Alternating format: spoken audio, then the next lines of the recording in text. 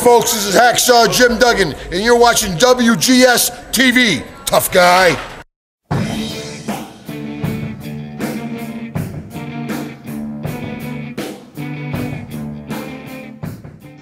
Hello everyone, welcome to another installment of WGS-TV right here on YouTube.com/WrestleGamer and ZFX-TV. I'm Double B Billy Boudreaux, being joined by a couple of folks. First off, he is the host of Hardcore Wrestling Radio, which can be heard every Wednesday night on blogtalkradio.com/Hardcore Wrestling Radio. The Illuminous one, the Shining Star Rick Starr. Rick, how you doing tonight? I'm hanging in there, Billy. How you doing? Doing just fine. Also, the master of Gangnam Style, the Studly Man Ashley is here. Ashley, how you doing? Pigs in space. Well, we're not here to talk about the Muppets. We're here to talk about Monday Night Raw for the week of December 10th, 2012. We open up this week, my friend.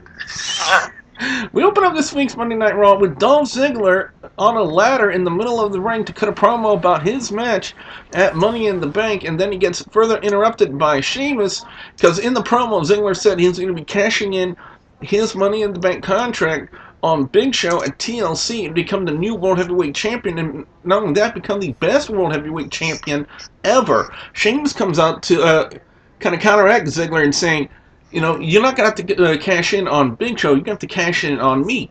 But I still think you're not going to beat John Cena, and you're going to lose your Money in the Bank contract.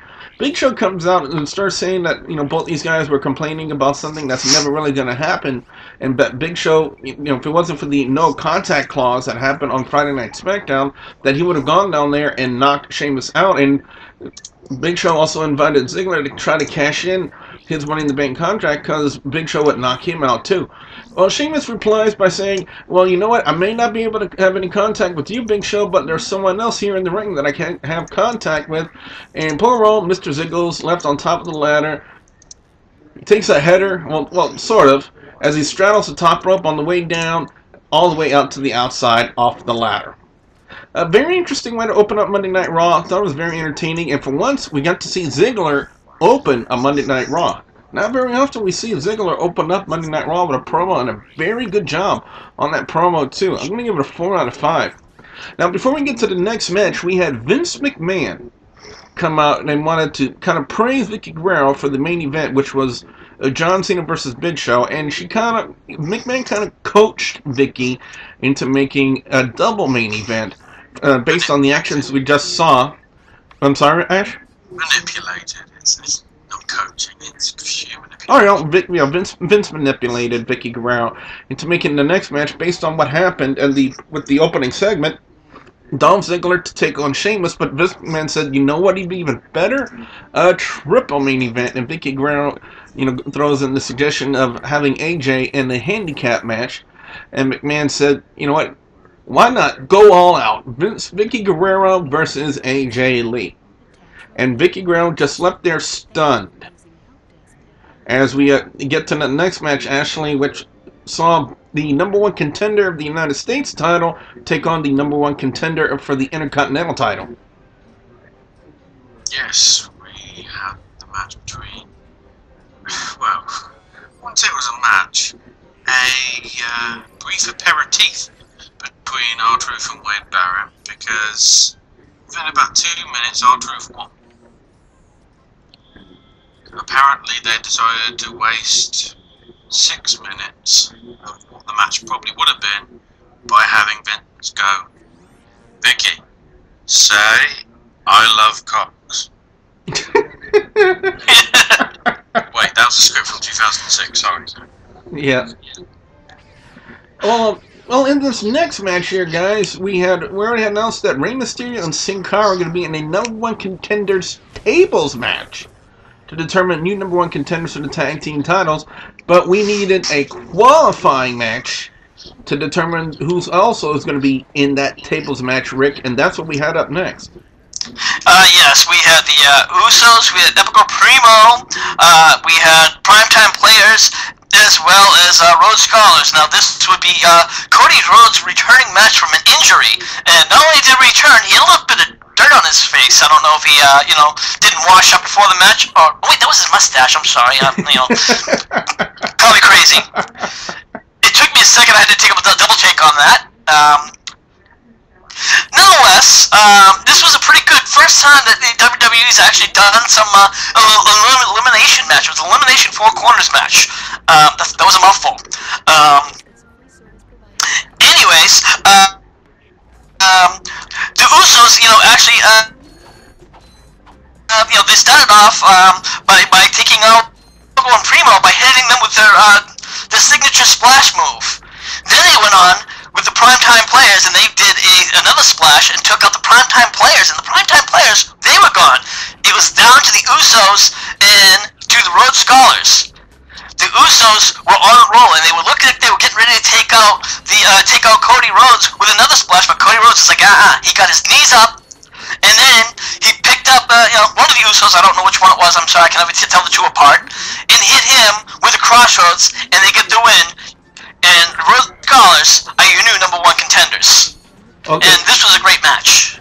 Well, they advanced to the #1 contenders match at TLC. I'm sorry, yes, that's correct. Yeah, I made that mistake before. Yes, they still have to take on Sin Cara and Rey Mysterio in a tables match. That's correct. At TLC. Was that technically make them the #2? Was that a #2 contenders match then?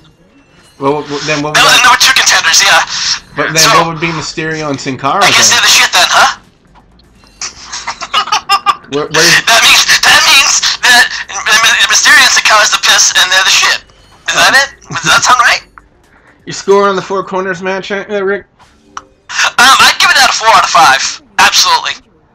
Well, after a great Four Corners match like that, we all need to have a little letdown, a little bit of a piss break, and of course that calls for the WWE Divas to come out in the form of Eve Torres and Alicia Fox. And for once, I'm glad that I didn't go and take a pee break during the Divas match, because this one was actually halfway decent. Now this is, by Diva standards, halfway decent, because I'm normally used to seeing better in-ring action when it comes to the women wrestlers and the female competitors, but again, I really don't classify too many of the WWE Divas as actual in-ring talent. But Eve Torres is looking good. Apparently WWE must see a lot of stock in her to keep the Divas title on her. Alicia Fox still looked great, hot as always, but again, WWE Divas as of late have just been nothing more than eye candy. But Torres and Alicia Fox have some semblance of talent. I'm gonna give it a 3 out of 5. Now, again, the major news story from WWE over the past week, guys and gals, is the injury suffered by CM Punk, the partially torn meniscus, which had to require emergency surgery to be repaired, and therefore CM Punk will not be available to compete and defend his title at TLC, which prompted the new main event that we now know. But then, Ash, CM Punk was present at tonight's Raw. What did he talk about? Oh, he made his... Well, he first came out and said, there's some people out here thinking that I'm not really injured and I didn't have surgery. And pretty much goes, well, I can tell you I had the surgery, and that's what you should expect. If you're champion for 380 days and you're working day in, day out, you're going to get injured, and eventually one of them's going to be serious enough, in which case it's going to need attention and medical supervision. So that's what's happened, and he's accepting of that. There was something like some people were saying, is he going to go against Vince McMahon? Because it was his kind of attitude that, as if there was going to be some kind of face-off between the two for him getting injured or something, but it didn't make sense for them to do that, so I'm pleased that they did that. And then they cut to how that injury apparently happened, which was last week when Ryback put Punk through the table, apparently. Well, I'm not sure about that. Because you noticed last week Punk didn't even wrestle last week either. Nope. So I'm not, it might have cropped up on the live events that they've done. But then after that happens, Feed Me More chant goes out and Heyman goes, I am grossly offended by you doing this chant. This guy is injured and he's still representing your company. He's still champion and he's still here, unlike The Rock. He's only here when he wants a championship match. And then it cuts to Punk saying, You know, some people are saying that the belt should be stripped from me because I can't defend it. Well, think of all the people that have tried to take it from me and failed. Cena, Del Rio, Ziggler, Jericho, Sheamus, Daniel Bryan. Go through the list. If I got, you know, he even says, I don't remember anybody else's, probably because I've had the belt for too damn long, I can't remember. But then he says another one on that list is going to be The Rock, no matter what, at the World Rumble. So, you know, showing his intent that he's the best in the world, and that's it, which was a strong promo. It still makes him relevant and part of the show. Oh, definitely. Definitely. How would you score that promo? 4 out of 5, considering it's the talent that's injured that you'd expect to. He put it over well. Probably the same level as when Bret Hart was injured, or Stone Cold was injured. I don't think Stone Cold did it, but I think there was one time when Bret Hart was injured and he couldn't defend the title on the show. Something like that. Rick, when Rick, I gotta ask you. Now, there's one more quick thing. Yeah, because I know you want to. When Ash started talking about the comments that CM Punk was making about The Rock, I kind of get the feeling that you have something you would like to, you want to touch upon when it relates to what CM Punk was saying. Well, it was more of the whole. I noticed he came out on crutches. Now there was reports that he was supposed to. He was ready. He wanted to fight at the pay-per-view, but however, the WWE said he didn't want him to fight the pay-per-view because they didn't want him to jeopardize the road to WrestleMania. So I'm wondering, is the crutches for him? Was that just something that they wanted to do? Because they were talking about, again, this is just reports saying that they were going to have him walk around on crutches for a while, similar to the Bret Hart when he was on a wheelchair. Ash, what are your thoughts? Problem is you can't put him in a wheelchair because then you just get reminded of John Laurinaitis. Yeah. And that, powered wheelchair. So, it's just Power to the people! It'd be just like, like Stephen Hawking or that kind of thing. Just stupidly play with a wheelchair. So, crutches is better. And find it interesting that everything we saw of Cena this week, and kind of, ever since, because he wasn't on crutches on SmackDown, was it? No, or he wasn't limping, was he? Cena's recovered. The miracle limp has worked. Yeah. So. Well, a match I made earlier in the night with the gentle persuasion of Vince McMahon by Vicky Guerrero. That is Sheamus and Dolph Ziggler. This was a really great match. We've seen Sheamus and Dolph Ziggler have feuds before, especially over, I believe, the World Heavyweight title earlier in the year. But this was by far a really good match for Raw standards. Of course, the match finish came when Ziggler was went for the steel chair on the outside and hit Sheamus with it, of course, which caused a disqualification. Ziggler then goes in the ring with Sheamus and connects with a shot to the back, then attempts to go for the head, which we all know WWE doesn't really do, but it was a setup for Sheamus to counter it with the bro kick. Ziggler gets out of the way, but the chair is for the full force of the bro kick. I feel bad for the chair. But by far, this was still a very entertaining match. I thought it was a great match, great way for, a double main event in a sense. Or their first main event for tonight on Monday Night Raw. I gotta go 4 out of 5. It was that entertaining, and both Sheamus and the show-off looked really good.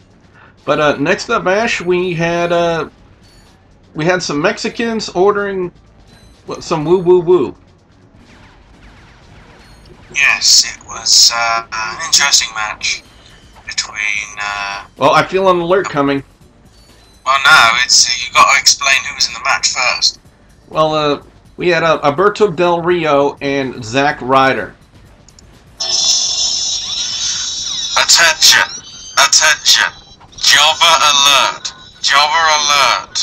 Woo woo woo! You don't win matches. Attention! Alberto Del Rio won. Need we go on? I think not. It's a jobber alert. It's sadly the debut of the jobber alert is the most improper one because it wasn't really a jobber match because Zack Ryder actually did have a for jobber matches when you know Del Rio is going to win. It was pretty long. Oh yeah. I will give it that. Well, So it's an unfair jobber alert, but somehow I think I'm going to bring that out every time because there's always one jobber match every week. well, Rick. Up next, we had your favorite match of the night. We had your favorite lady, Vicky Guerrero, taking on AJ Lee with a certain special guest referee. Oh yeah. Shit, what's this guy's name? Shit. Brad Maddox. Oh, Feel an alert damn coming. it! That's right. Okay. I known as Prince. Yeah. Okay. Yeah. Exactly. Yeah. I'm sorry. I keep on forgetting the guy's To name. become famous, he has to become a symbol like Prince. Yeah. Okay. Well, you know what? This was pretty much one of the obvious most shittiest matches of the night. Vicky comes down. No referee in the ring. Where's the ref? And, of course, everybody knows what something's going on. All of a sudden, Brad Maddox shows up at the top of the ramp. Yeah. I feel an alert coming Might as on. well be. And, of course, our referees, thing, so we know right now instantly something's going to happen. He just strolls down with this little cockeyed look on his face, and it's like, okay, I'm instantly just sitting there, just alright, waiting for the shit to happen. Vicky, AJ's first looking like, what the hell are you doing here? Vicky clubs her behind. That's pretty much the only real move she gets. AJ comes behind, starts pounding the shit out of her, gets a pin, and Brad Maddox is like looking at the crowds, looking at this, looking at his nails, not even trying to make a pin. AJ's got a pin 1, 2, 3, 4, 102, 103, 105. Gets up on it, pushes him like, what the fuck are you doing? He's looking like, oh, I'm the ref. And then, of course, Vicky comes up behind, pins him, and then Brad Maddox all of a sudden decides to get in the game. 1, 2, 3. Fuck. Okay, yeah. No. To be fair to Brad, it wasn't a fast count. Oh, okay, but it was a count. It was just a count to a non-existent count for AJ. Exactly. Yeah. So, but it was like, whatever. Yeah, it was just stupid. And then, of course, after the match, we see AJ go from her Jekyll to Hyde, where she freaks out, flips out, starts tossing chairs around, starts throwing ladders around, pulls apart the announce table, and I think she even slaps the ring announcer. Yeah, Justin Roberts. And Billy's probably thinking, damn, I wish I was Jeff Roberts right about now. Well, yes and no for various reasons, but I'm going to keep that private. As we get back to our PG-related review, Rick, what was your score for Guerrero Lee? I'd have to say the match itself, the pre-match was probably about 2. Well, next up we had United States Champion versus Intercontinental Champion again, as we had Antonio Cesaro taking on Kofi Kingston. This was, I guess, maybe a way to kind of highlight the fact that we already had the two #1 contenders going at it, so we have to have the two champions going at it against each other. And, well, Rick, you kind of made some notes about this, notions about this earlier, that, it's kind of getting repetitive seeing, Cesaro and Kingston go at it again and again. But I kind of feel that it kind of falls into the category of Sin Cara and Del Rio, because whenever we see Sin Cara and Del Rio in a one-on-one capacity, it's always a great match. Well, yeah, I did say that. I will have to admit that they have had some good matches, and they do have good chemistry.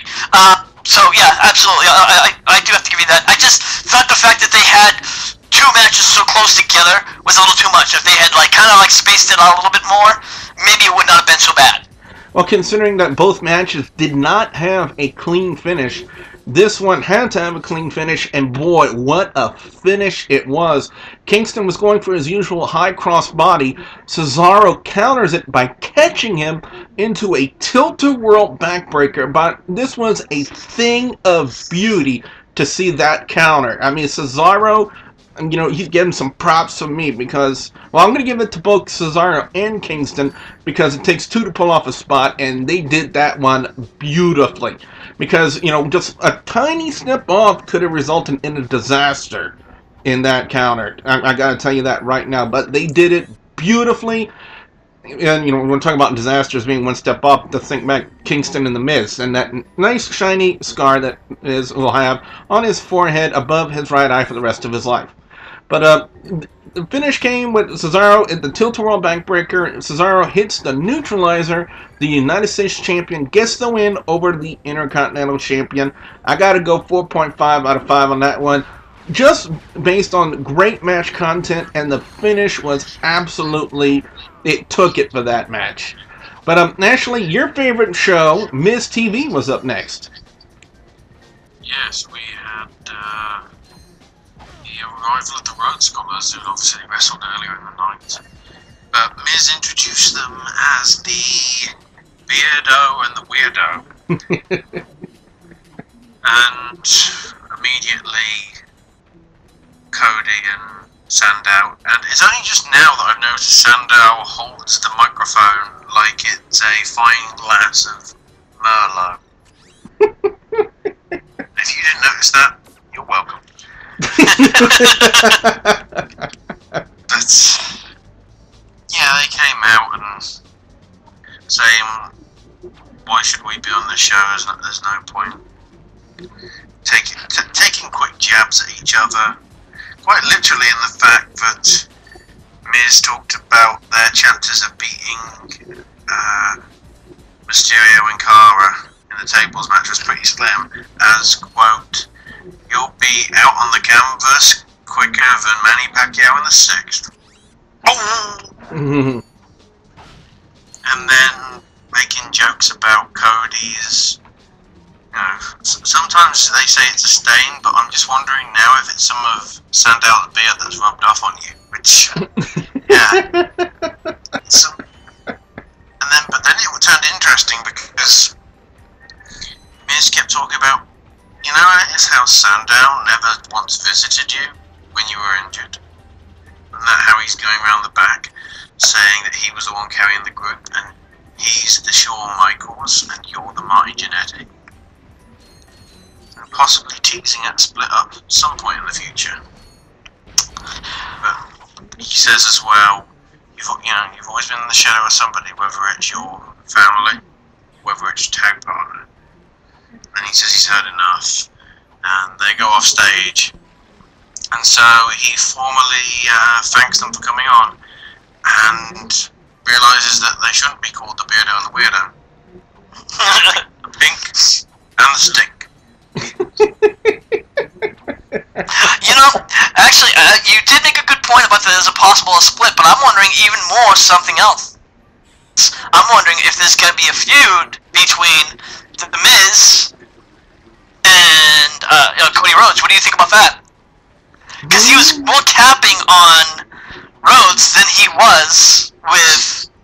I think 2 of the 3 people you saw on stage are in with a shout of either winning the Royal Rumble or Money in the Bank next year. Possibly. Yeah. You heard it here last.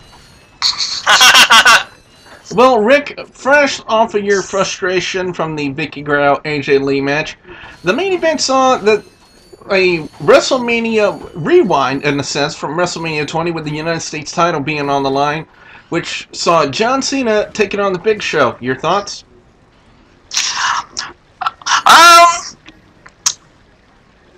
It's, it was pretty good, I thought it was a good match.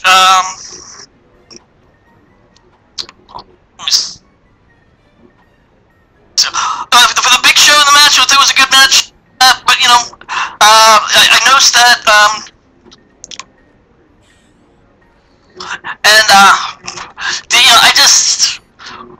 I thought that, the main event just kind of was a little dry for me. That's just...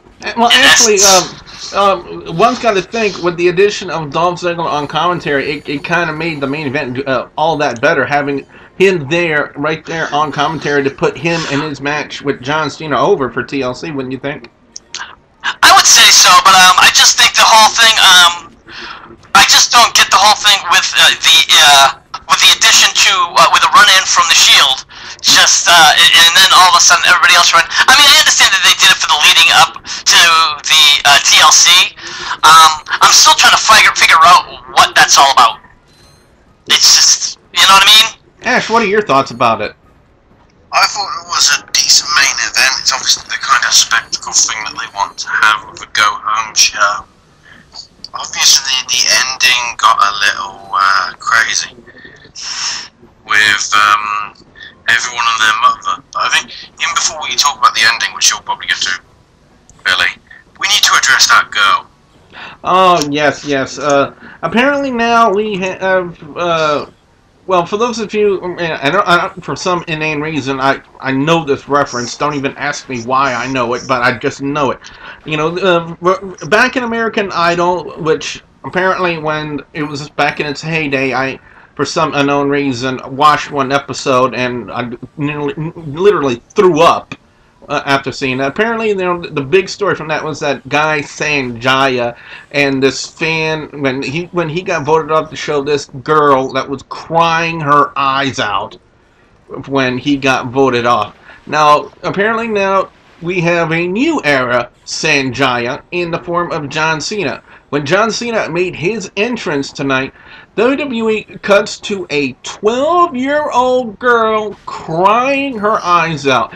Apparently, this was, I guess, the biggest moment of her life to be in the crowd when John Cena comes out.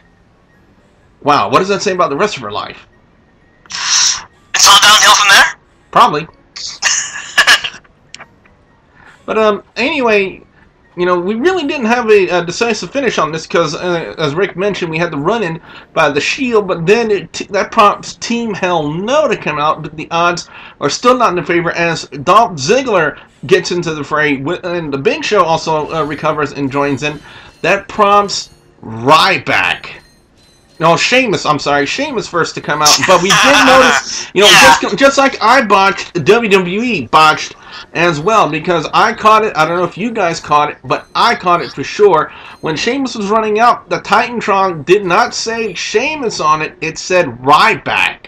And then quickly just changed to a TLC logo. Yeah, and they quickly changed from the TLC logo. We got the wrong graphics. Turn it off. But then the Shield gets back in the ring with, you know, this is after John Cena drives the Big Show ass first into a table that was set up by the Shield. Team Hell No is on the ropes right now, and then out comes Ryback, and then picks up a ladder and picks up the hat trick, knocking all three members of the Shield out by throwing a ladder into the ring. You know, we got a fracas, we got a melee, and Monday Night Raw ends with that. I gotta say, for the go-home show to Monday Night Raw, I like that ending. I like that ending. It does a lot of build for the six-man TLC match with Ryback and Team Hell No taking on the Shield. I thought it was great.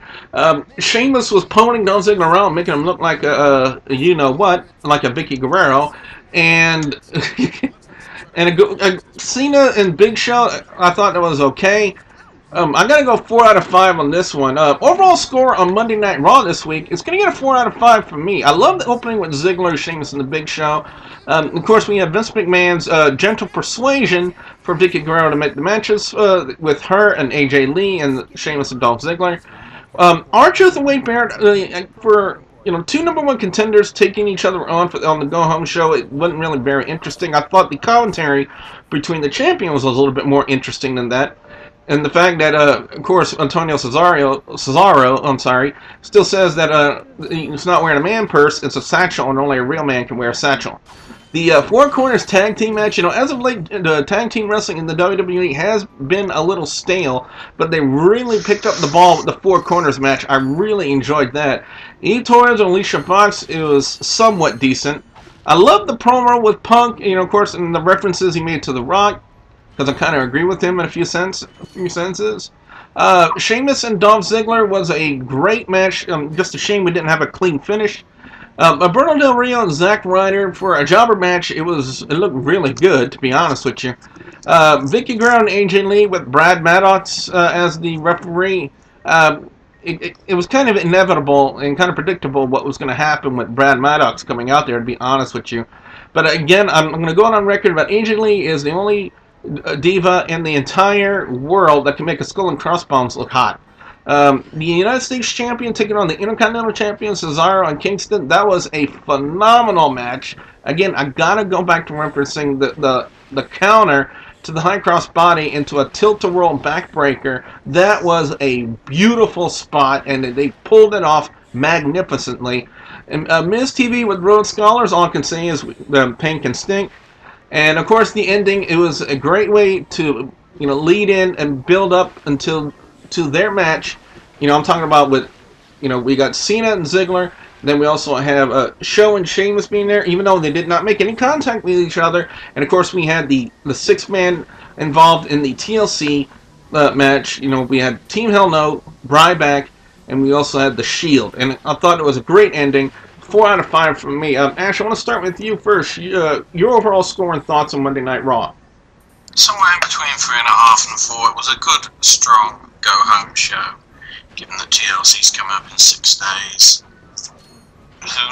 There's plenty of things that have been left, though, as to what could happen. Certainly, Hornswoggle and Carly wrestle. But I'm also trying to figure out who they'd have as a #1 contender for the Divas match, because they did announce that in a pre-show. So, oh yeah, a lot of stuff still to develop in the upcoming 100 and something hours up to the pay-per-view. Not only that, if I remember correctly, it's also a Santa's Little Helper Battle Royal match. Yes, but it's a #1 contenders. Oh, that too. Santa's Little Helper means they're dressed scantily clad. Rick, what about you? Your overall score and thoughts on Monday Night Raw this week? I'd have to go the same thing with Ashley, about 3.5 out of 4. The Divas match was a weak match. Again, I thought the AJ Vicky match was, again, a very weak match. Most of the other matches this week was some good matches. The promos were really good. The main event match, again, was okay, but I just thought the quality of the match between the Big Show and Cena was okay, but the ending, just the same thing. So it's like, yeah, okay, they might as well just hit the replay button on that one, even though it was a go-home show. So, not too bad, I guess. So, what we want to know from you guys out there, the viewers and subscribers, your thoughts on Monday Night Raw this week. Be sure you put your comments in the comment section below. Don't forget to like and favorite this video. Rick, with got Hardcore Wrestling Radio coming up this Wednesday night, give us a little bit of a preview of what you got in store for fans coming up this Wednesday night. Well, we are going to talk about the fallout from TNA's Final Resolution. As always, we're going to talk about the latest news and rumors, and if we have enough time, we're going to talk a little bit about Raw. And remember, you guys can get in on that action, too, by going to blogtalkradio.com/Hardcore Wrestling Radio, and that's every Wednesday night. Be sure you guys check them out. And also, please don't forget to subscribe to youtube.com/WrestleGamer and youtube.com/ZFXTV Network. So for the Illuminous One, the Shining Star Rick Starr, and the Studly Man Ashley, I'm Double B Billy Boudreaux saying thank you very much for watching. Attention! Brodus Clay, step away from the buffet table. Cameron, step away from the alcohol. Naomi,